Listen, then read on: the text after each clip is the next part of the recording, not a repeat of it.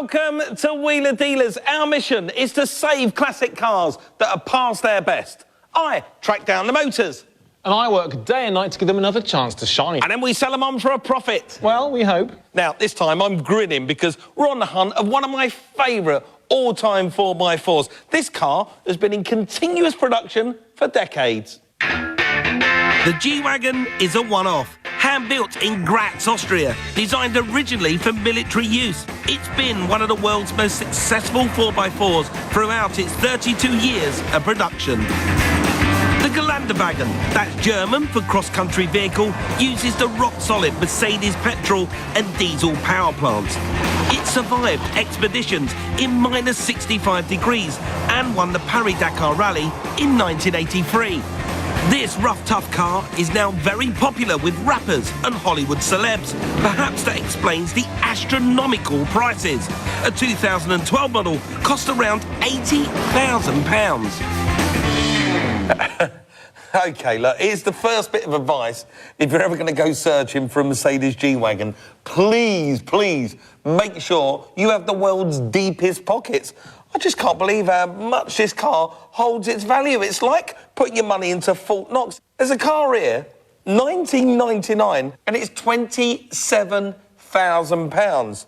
What does the G stand for in G-Wagon? Does it mean gold? Now, I'm desperately trying to find something cheaper, but I'm actually coming up against comical cars. Just look at this one for £7,500. A 1989 diesel car with tartan cloth interior. Yuck. But with a bit more searching, I have come across one that actually does interest me. It's just under 12 grand. It's black. It's a 93 car, the G300, and that's a good year for one of these. It's got that lovely Mercedes straight-six 3-litre petrol engine with the automatic gearbox, full service history, and that combination is attracting me. Time to give him a call. The seller spent months searching before he bought this car. He knows the G-Wagon scene well, and he's getting me excited about this high-spec 90s classic. Bye-bye. Well, I've got to tell you, I'm very interested in that. The owner says for this car he wants 11,800 quid for it, which seems a bit dear, but now he's given me a bit more detail. I really do want to go and see it. So I'm going to hit the road and fast. Now, the one thing that I really like about this G-Wagon I'm going to go and see is it's black, and they look really classy on the road, but the G also has a fantastic reputation for being a good off-roader. So I want to make sure I give it a thorough going over from top to bottom because I don't want to get caught out buying a bad one.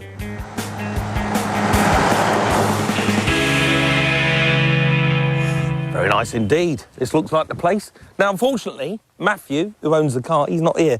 He has to go to work, and I'm not surprised to pay for this, I would imagine. But his wife apparently has got the keys for me. Let's go and meet her. No barking dog. That's always a good sign. Hello there. Hello. You Juliana? Yes, I am. Hello. I've come round to see the G-Wagon. Oh, yes, I've got the keys for you. I don't know anything about the car, though, I'm afraid, so I'm just going to let you have a look round. Fantastic. I'll be back in a bit. OK, bye.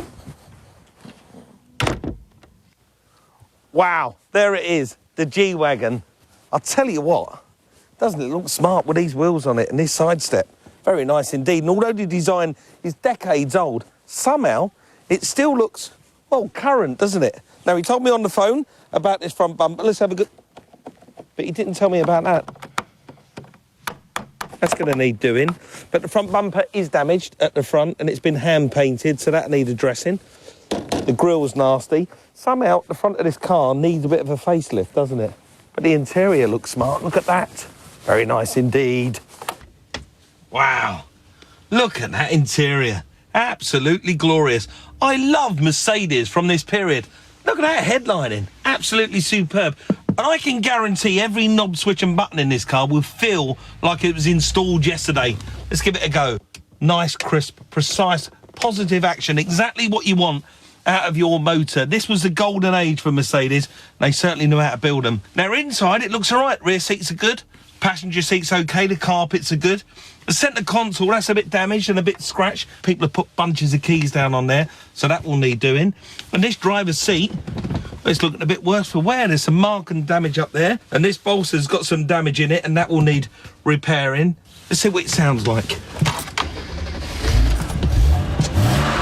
Oh, listen to that. Well, it says 140,000 miles on there. Let's have a look. Ah! Well, look at that. Yeah, it does look like it's possibly done 140,000 miles. It's absolutely filthy. But it does sound sweet, doesn't it, that Mercedes straight six engine? But you can see there's evidence of corrosion all over the pipes. To be honest with you, it's not really going to tell me much, this, because it's so filthy. What I'm going to have to do is wait until the test drive.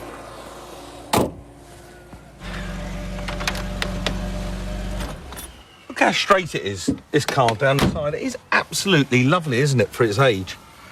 Very nice indeed. I do like these in the back. They're great, aren't they? These seats fold flat. It's the right height to load stuff in and out, and it's worth pulling cubby holes open, see what's in there, and then you can find evidence like this. I say evidence because this probably has never been used, and no, it hasn't. And that means this car undoubtedly hasn't been involved in any accident, because nobody's had to break out the first aid kit. It's all very good. A little bit of trim needs addressing there. It's all right, this car. Right, let's get it out on the road.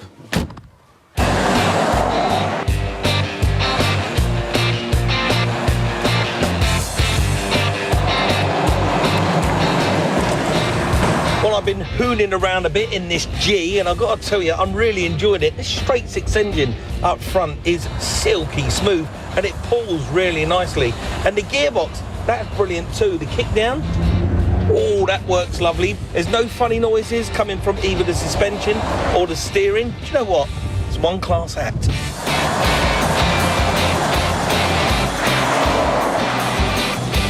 It's really important in a classy car that the bits you touch feel right, and unfortunately the steering wheel in this car doesn't. Look, the rubber's gone, it twists off the wheel, and we'd have to address that. It's horrible.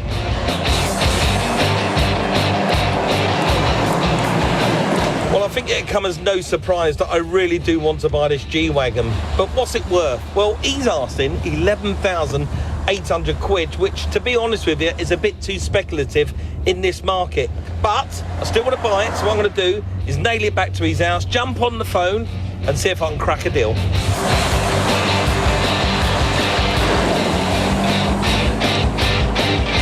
Ringing. Hello? Is that Matthew? Hello, Matthew, it's Mike Brewer. Well, it is a shame that you're not here. Dealing on the phone is never easy. I prefer that face-to-face human contact. On the other hand, it does mean it's easy to go in with a cheeky offer. I don't want to be too hard on you, but I think in the current climate and the way the car is, I think it's only worth 9 grand. You could push me a little bit more. I'll give you £9,500 cash. Go on, have a deal with me. Come on. Yes? We have? Perfect, fantastic.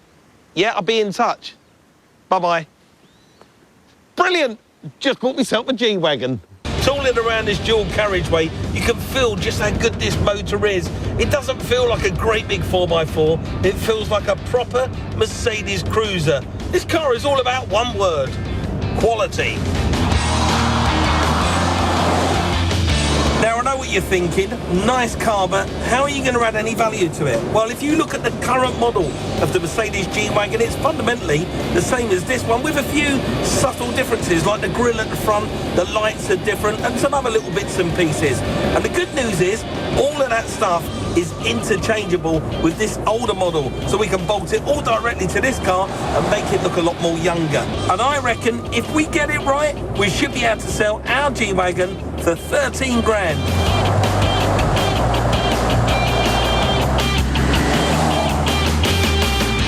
Well, not long to go now, and this Merc has been a real pleasure to drive. I'm absolutely won over. I just hope my long wheelbase mechanic feels the same about this short wheelbase Merc.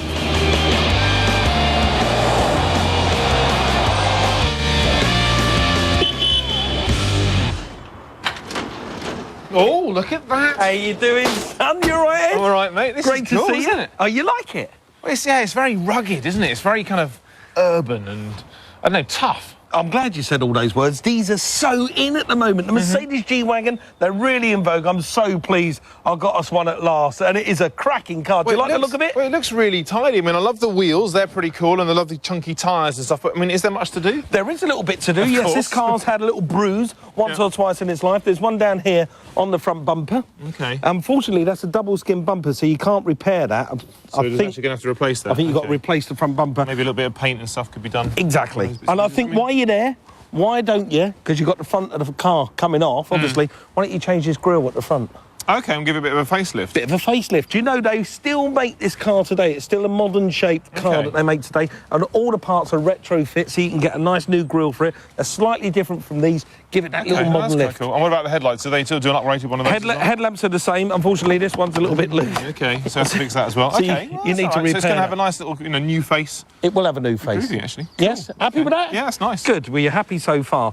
Do you want to see under the bonnet? I wouldn't mind. You won't be so happy. I'll be honest with you. Here we go. OK. You ready? Yeah.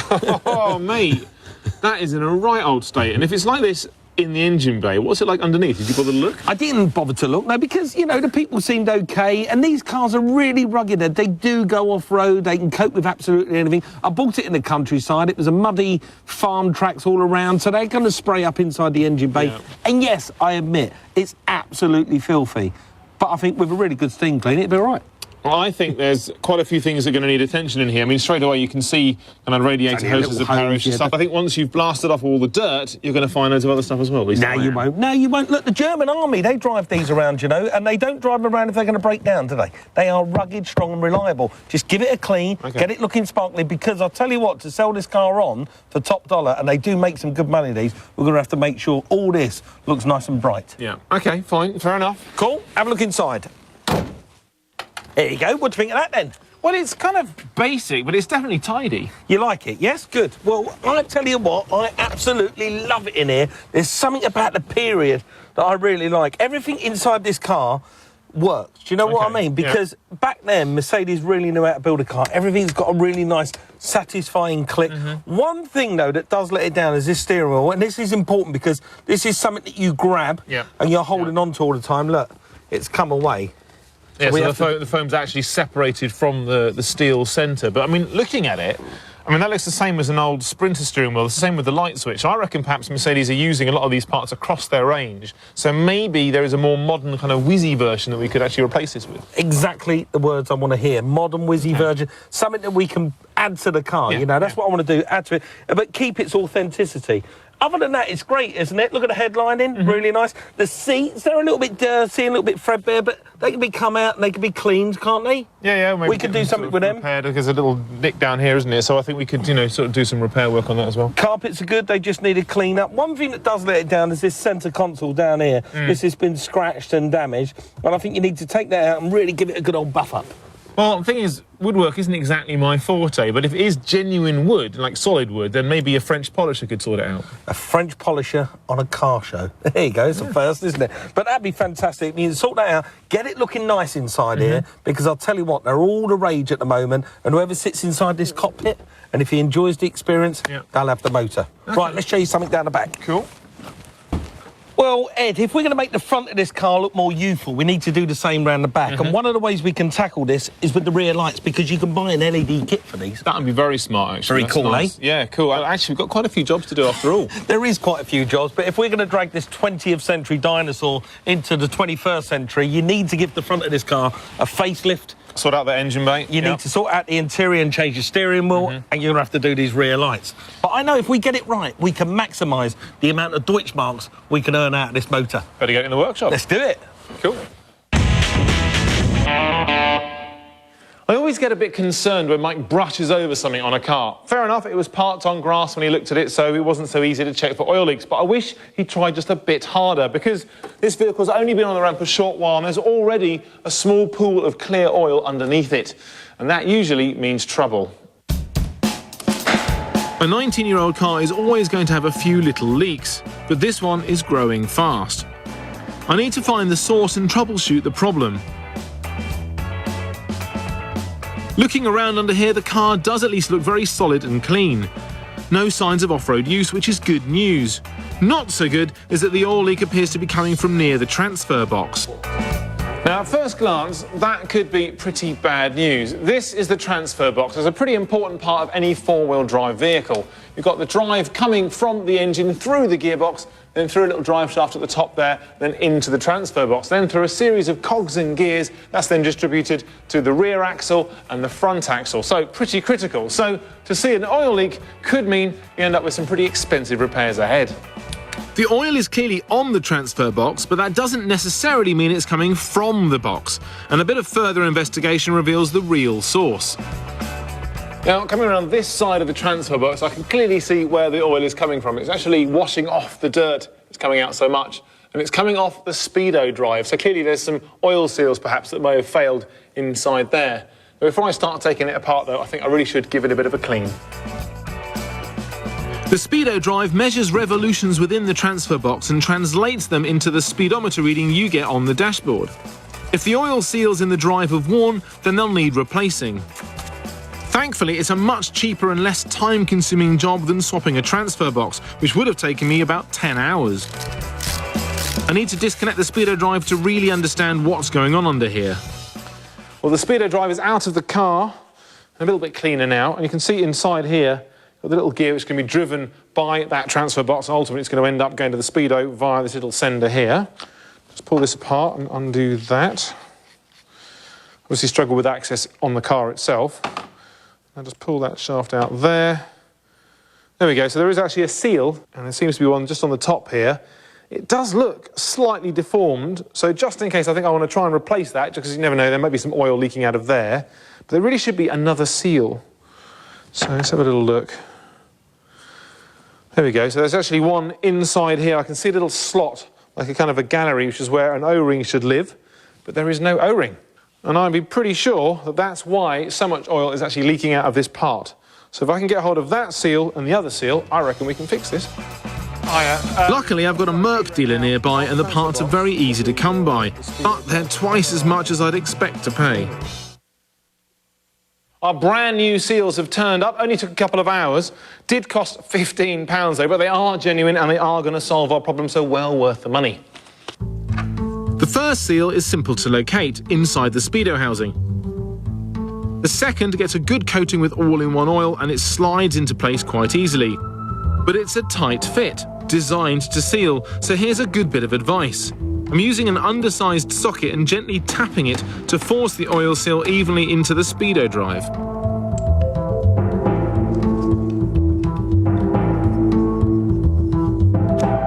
Building the drive back up, it's soon ready to bolt on. The job's taken me just an hour, and this has been a lucky escape. But I'm slightly worried though. Mike missed this oil leak. Is there anything else he's overlooked?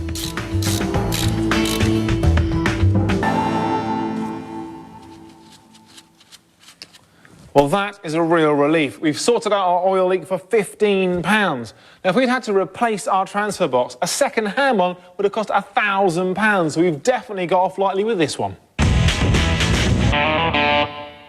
I'm at an old factory estate in Buckinghamshire, not too far away from the workshop, and I love these places because you never know what's going on in these units. There's probably some craftsman making something to send off around the world.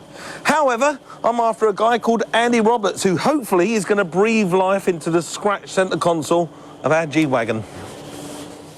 This looks like the place. Are you Andy? I certainly am. Andy, I'm Mike. Hi, nice Spoke to you on the phone? Yep. How you doing? This is all right, isn't it, this place here? Not bad, not bad. Fantastic. Right, OK, this is my centre console at the Mercedes G-Wagon I was telling you about. Yep. As you can see, it's scratched and damaged, and it's a big lump of wood, and I was hoping you could, well, make it look like new again. Yeah, sure. What I can do to get rid of all of these scratches is I can flat them out with wet and dry paper and then re-lacquer. Over the top of the polish that's on there. So that's where the shine and the lustre comes from. It's a lacquer, yeah, not a French polish. No. OK. No, you wouldn't French polish on something like this because it wouldn't stand up to any wear and tear. Right, OK. All right, well, do you want to crack on with it? Yeah, sure. Let's have a look. Yeah, OK. Right, so what's the first job then? Well, the first thing we do is start flattening it to get all of these fine scratches out. All right, you don't mind attacking it then with a bit of sandpaper? No. OK. Well, you clearly know what you're doing. How long have you been doing this? Oh, about 30 years or so. 30 years? Yeah. Wow. Do you do car parts often? Yeah, it's pretty varied. Most of the car parts I've done previous to this one have been out of cars that are quite a bit older than this. Like old Jags, Rolls Royces, things like that. I'm a big fan of specialist restorers like this. You can get a great job and it's usually really good value. Right, Andy. God, look at the state of that. It's a bit like one of Ed's restorations. It always looks worse before it looks better. Yeah, yeah. So you've completely flattened it off? Yep. So what's next? The next process will be to spray a coat of cellulose lacquer on it.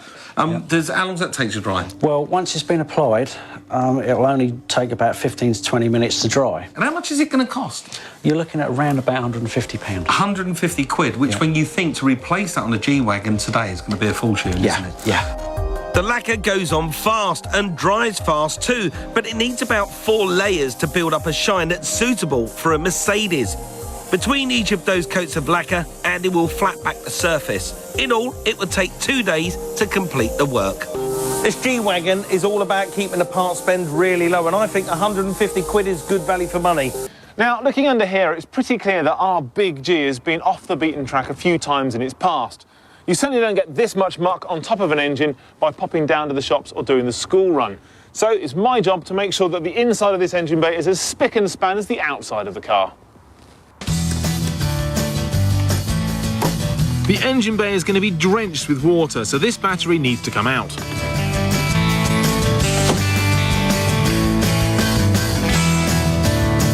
I'm going to be using a steam cleaner, but I don't want to get any water into any of the electrical systems. So what I'm going to do is just try to protect the most vulnerable areas with some plastic and a bit of tape. Areas like the distributor cap need protecting, and 5 minutes spent wrapping them now in bin liner and tape may save hours coaxing a soaked electrical system back to life. A liberal coating of engine degreaser will give the steam cleaner extra purchase on all this muck. The steam cleaner I'm using is a top-of-the-range, powerful model. If you want a higher one, then they're around £30 a day. And now for the fun bit.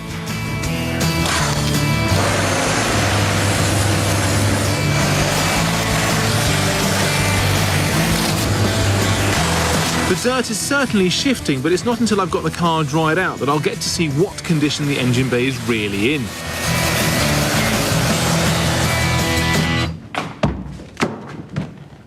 Well, now we've got the Merc back in the workshop, it's clear to see that that wash and brush up has made all the difference. Unfortunately, as I expected, I can now see loads of stuff that needs further attention. And this battery tray is a case in point. A little bit of acid may have leaked out of the battery, is eaten through the paint and then started to corrode the steel beneath. Now, thankfully, it can be saved. But first of all, what I need to do is just remove the worst of the rust with a brush and a bit of sandpaper. Then I'm going to go over it with some rust remedy. And then, just for a final top coat, a little bit of stone chip. Now, you might think renovating the battery tray is just a cosmetic improvement, but it's a vital part, holding a valuable and potentially dangerous power source. If the corrosion on the tray had been allowed to spread, then pretty soon we'd be looking at cutting it out and welding in an expensive replacement part. An hour's work now means it's soon looking good and working well once more.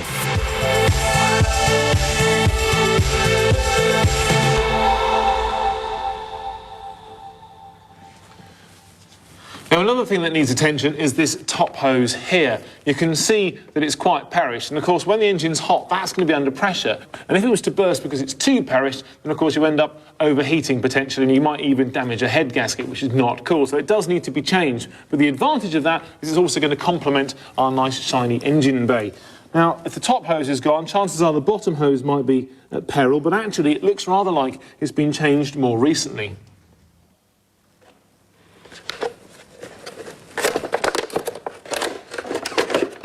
If I was to take this top hose off straight away, of course, the coolant that's inside would then end up spilling all over our nice clean engine. So rather than do that, I've popped this container just through there. I'm just now going to sacrifice this pipe because, of course, I'm going to chuck it anyway. Hopefully this way I won't get too much spillage.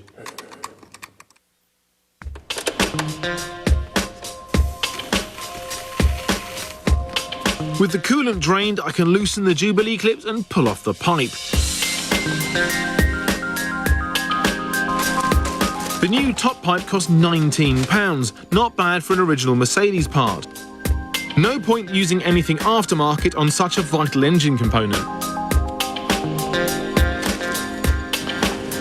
Now, we only lost a small amount of fluid when we took that pipe off, but just to be absolutely sure, I'm just going to check the level. We certainly don't want it running out.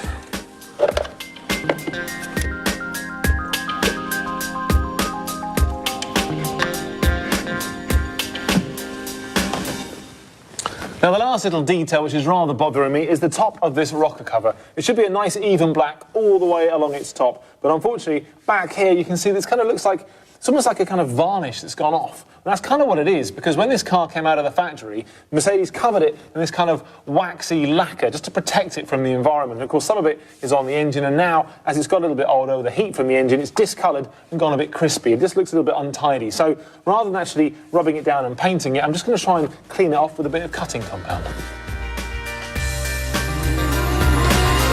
Now, I'm no fan of over-prepped engine bays, but I do think the work I've done this morning has made a big difference to the sales appeal of the G. It's the kind of thing you can do at home, but don't overdo it with the satin black, because cleaning up an engine bay is all about subtlety. Mike always says that when he opens the bonnet of a car, he wants to see an honest engine. And by that, he means something that hasn't been cleaned especially for the sale. Now, I totally agree, but in here it was so filthy, it was bound to scare off any punter. So I'm really chuffed that I've managed to cut through all of that muck that made this engine bay look like something from a filthy old tractor and revealed what it truly is, which is the business end of a capable car.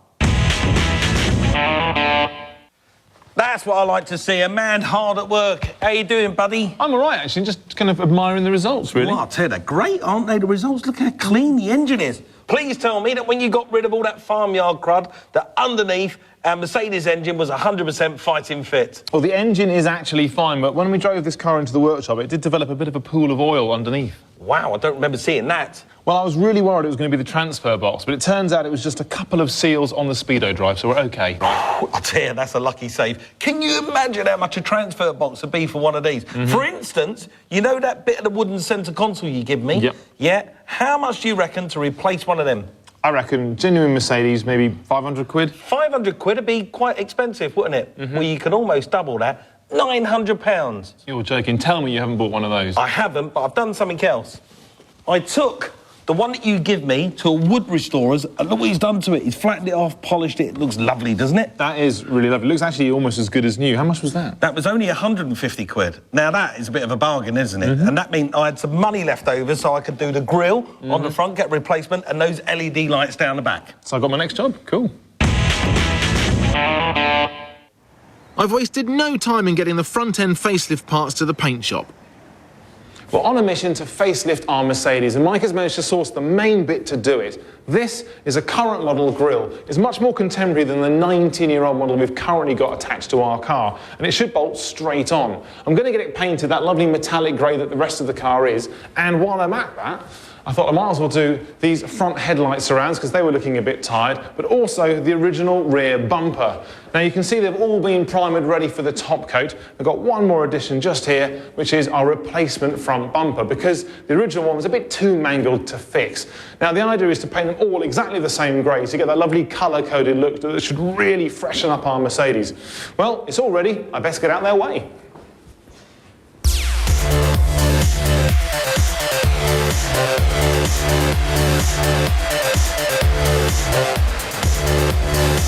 Mr. B has spent £299 on the new front grille.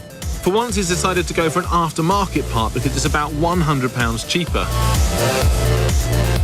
Errol's just putting on a special coat of plastic primer onto our front grille because it's never been painted before, and we need a special layer of adhesive material to go between the top coat and the plastic beneath. The car looks black in some lights, but the actual colour is a kind of graphite grey. It's got a lovely metallic quality which gives the car real class. Now, in the old days, metallic paint used to cost about 50% more because of the lacquer, but nowadays they actually put lacquer on solid colour as well, so really it's only just marginally more expensive. Together, this paintwork will probably cost around £500, but it's going to be the bling that hopefully lands us a punter, as Mike would say. Well, Errol's doing well, but I'm going to leave him to it because I've got loads more updating work to do on our G-Wagon back at the workshop.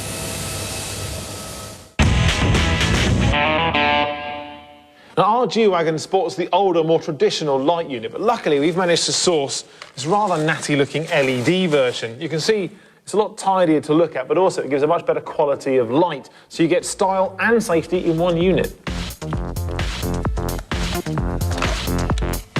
So as we'd expect, behind here we've got the bulbs, and what would normally happen here is you take all that out and there'd be some kind of connector to disconnect, but actually, with this new system, it's quite clever. You've actually got these kind of bayonet fittings that you'd normally expect to have on a bulb, and they go straight into where the bulbs would go, and then that way, all your wiring's done. How clever is that? With the battery already disconnected, I can set about the fitting process. If you're a G-Wagon owner, you'll be glad to see that this is a job that you can easily do on your car if you want to shell out the £260 we paid for this illuminating upgrade.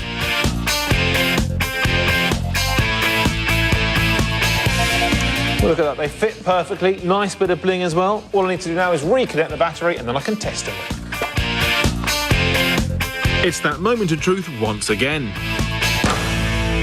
OK, Paul, can you put the side lights on, please? Look at that, very smart. OK, now the brake lights. Quite literally brilliant. And now the indicators. Fab. Look at that, they all work. Brilliant. Now, while I'm waiting for the new parts to come back from the paint shop, I thought I might as well just crack on and remove the old grille on the damaged bumper, so when the new parts turn up, they can go straight on.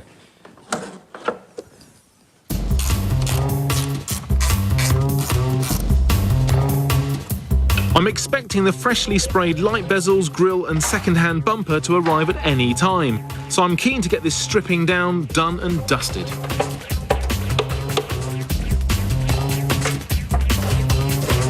But there's always one bolt that refuses to play ball. Well, it's all going well until now, but it seems this little chap doesn't want to budge, so I think perhaps a bit of heat.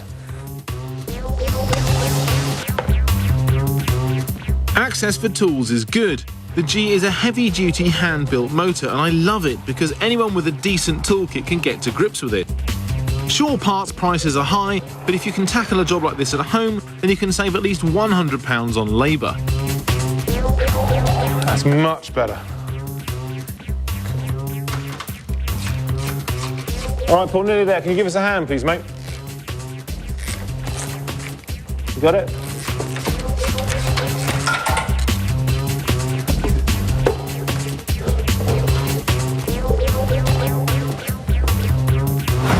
Our parts are back from the paint shop and they look great. And if you compare the old front grille with the new one, you can see there's definitely a marked improvement. And this is going to take years off our motor. But also, I really love that lovely colour-coded front bumper look as well. Very chic. Paul, give us a hand.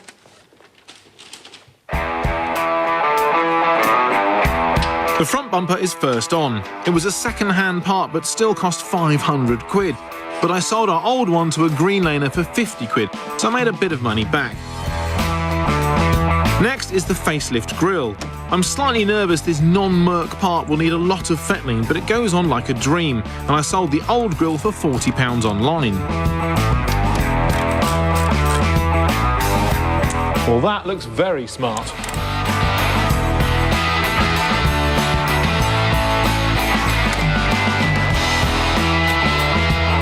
The freshened up light bezels complete the look and the G is ready to roll, 21st century style. Well, this interior has definitely benefited from a bit of a vacuum clean. The carpet underneath is pretty good condition, but unfortunately that centre console, as you may remember, was looking a little bit tatty, which is why Mike had it stripped and re-lacquered. But look at it now, looking very smart indeed. Mike had this restored at a cost of £150, and it's relatively easy to refit. So if you want to spruce up the wood finish on your car, what's stopping you? It can be done fast and cheaply, and the results are great. But it all clips together really nice and easy. Just the gear stick mount there, that, and then just 2 screws hold it in place. And this is very tidy indeed, much better than before.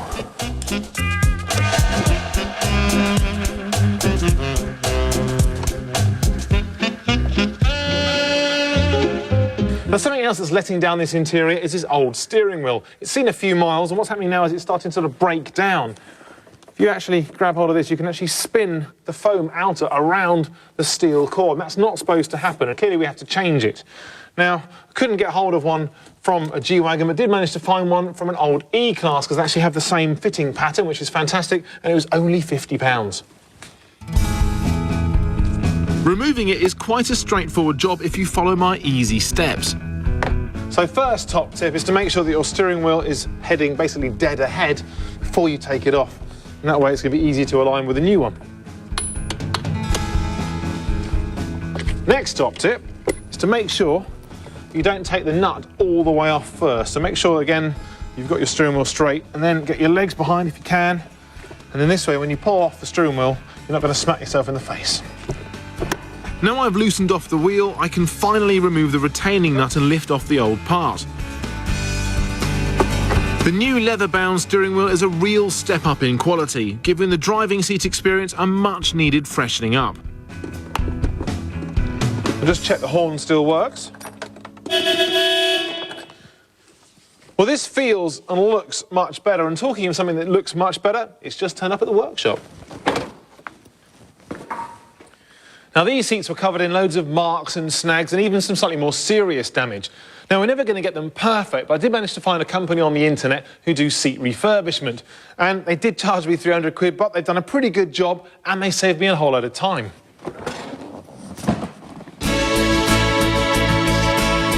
Remember that some 90s cars had multiple airbags, so if you're thinking of swapping out a steering wheel or removing seats, check first that you aren't going to set off the airbag system. Well, the facelift on the outside of this car was a huge success, and I'd say the same for the interior now too. Everything is showroom fresh and ready for a new owner. The G-Wagon is fertig. The G-Wagon is currently enjoying massive worldwide popularity. And our classic version has been updated to benefit from that same on-road buzz. Whoever buys this car better be used to causing a scene. I started the ball rolling by knocking over £2,000 off the asking price of this high-spec motor. Brilliant! Just bought myself a G-Wagon. Ed liked what he saw when I bought it back, but I was soon in the doghouse when oil started pouring onto his pristine workshop floor. Luckily, it was a Speedo drive seal and not the pricey and complex transfer box. The G had clearly been off-road at some point, but the new owners wouldn't want to see the evidence staring them in the face every time they opened the bonnet. So Ed steam cleaned the engine bay and did some necessary tidying up. The big job was to turn this 1990s front end into a face fit for the 21st century. A new grille and bumper and colour-coded paint job did the job up front. New LED lights brought the rear up to spec. Finally, Ed put the class back in the classic interior, fitting the polished wood, upgrading the steering for one with leather trim and sorting the seats. But all this work hasn't come cheap. What's the final cost? Well, I did get a good start with that low purchase price, but the facelift parts were well over £1,000. And when you add in the paint and the interior costs, we're looking at a total spend of just under £11,500. Ed, how you doing, buddy? I'm good. Are you all right? All right. I'm ecstatic. Look at the Geländewagen. It's absolutely superb. Do you like the new look front end? Like the new look front end. I love it. When I went and bought the parts, I didn't imagine it would turn out quite as good as that. That's 10 times better than I would have hoped. It's a lot more saleable as well. Oh, that's fantastic. I mean, the interior is pristine as well. In fact, I've given this G-Wagon a lot of care and attention, and I really love the end result. Well, how do you fancy me and you taking our roughy-tufty 4x4 out on a special test drive so we can see what the big G is capable of? Well, it sounds interesting, but you've got to promise me we're not going to get it muddy, because this car is 100% ready for sale. I don't want to get it even a little bit dirty. Come on, Ed. Trust me. This is Mercedes-Benz World, a high-tech facility where owners get to learn how to drive their cars fast. But we're not testing the G here. Oh, no. We're going across the road to... Muddy World, where the water is axle deep. There's 1 in 4 inclines to tackle. And ruts you could lose a car in.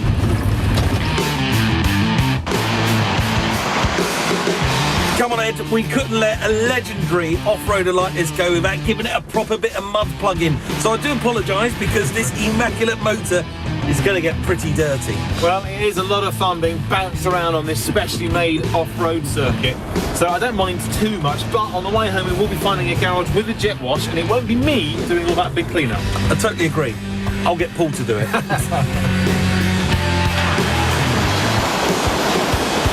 I'll tell you what, although this vehicle is getting on for nearly 2 decades old, everything we're throwing at it, it seems to go for it with ease, really, except for that. Oh my word, that's like a wall. That is a wall. But this is never going to get up there, is it? I reckon it might. I think you give it some.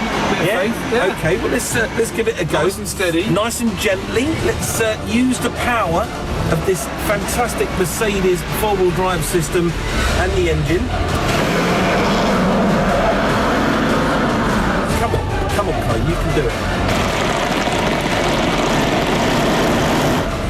Look at that. Look at that.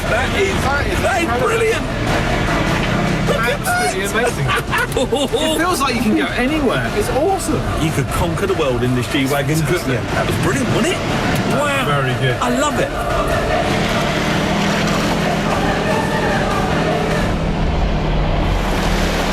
Well, Ed, this old G-Wagon, I'll tell you what, it's epic off-road, but I did give you a mission to make sure it's got some street cred too, and I've got to tell you, with the upgrades you've done, I reckon you pulled it off. It's brilliant. Well, we didn't want to go all gangster with it. We wanted to keep it nice and subtle. And that new grille, the new lights, and also that kind of colour-coded front end, I think it's really going to make this car stand out in the marketplace. But the question is, are we going to make any bucks out of it? Well, you know, G-Wagons are ever popular, and a car with a fresh face look like this one, I reckon it's going to attract attention. So what kind of money are you thinking of pitching it at then? Well, I reckon we could go for mid-teens, and you never know, I might find somebody who's prepared to give a bit more than that for it as well. Well, that's great, and what a great day. All we need to do now is find a garage with a jet wash. Or go through this water splash one more time. Come on!